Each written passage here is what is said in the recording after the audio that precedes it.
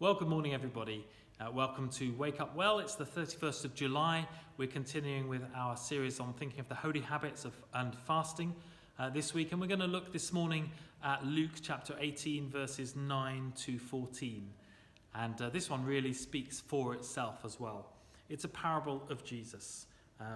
This is how it goes. Then Jesus told this story to some who had great confidence in their own righteousness and scorned everyone else. 2 men went to the temple to pray. One was a Pharisee, and the other was a despised tax collector. The Pharisee stood by himself and prayed this prayer: "I thank you, God, that I am not like other people, cheaters, sinners, adulterers, and I'm certainly not like that tax collector. I fast twice a week, and I give 1/10 of my income." But the tax collector stood at a distance and dared not even lift his eyes to heaven as he prayed. Instead, he beat his chest in sorrow, saying, "O God, be merciful to me, for I am a sinner." "I tell you," says Jesus, "this sinner, not that Pharisee, returned home justified before God. For those who exalt themselves will be humbled, and those who humble themselves will be exalted." Wow. And so you've got Jesus putting two opposites together here. We've got the apparently holy Pharisee, the guy who's kind of at the top of the religious tree, thinks he's doing it all right. And then you've got your classic, terrible kind of socially outcast tax collector guy, morally bankrupt. And the Pharisee thinks, "I'm doing this right. I'm fasting." We're talking about our holy habit of fasting today. He fasts twice a week, and he gives 1/10 of his income.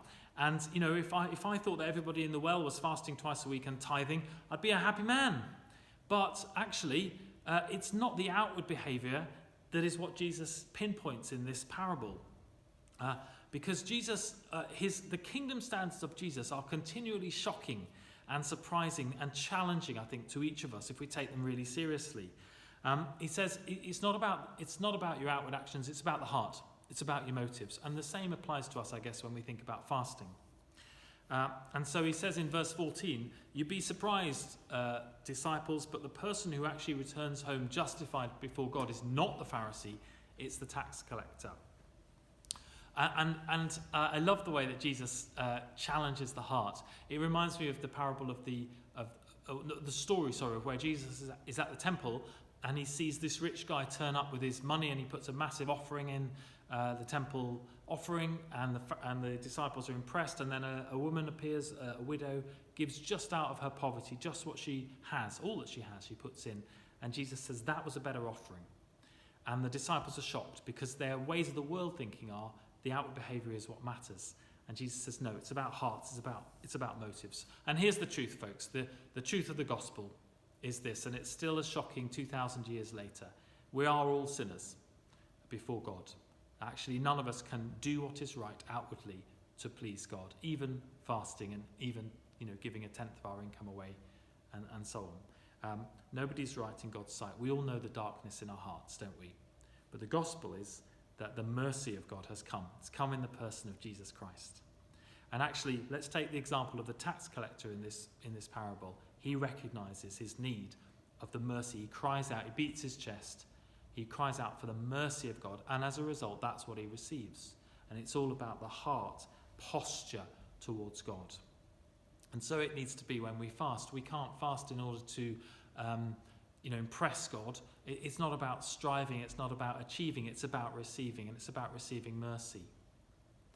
And so Jesus puts it very simply. He says those who seek to exalt themselves will actually end up being humbled, but those who are humble themselves will be exalted by God. And so let's do that. Let's not be like the Pharisee who has confidence in their own abilities and scorns everybody else. We can, however, have confidence in God's mercy today. And so we can fast, but let's fast from pride. Let's fast from that false humility and that confidence in our own ability. Let's dig in as we fast to the hope and the mercy of God, and let that be about our heart attitudes in terms of what we do outwardly, reflecting our heart towards God. I bless you this day.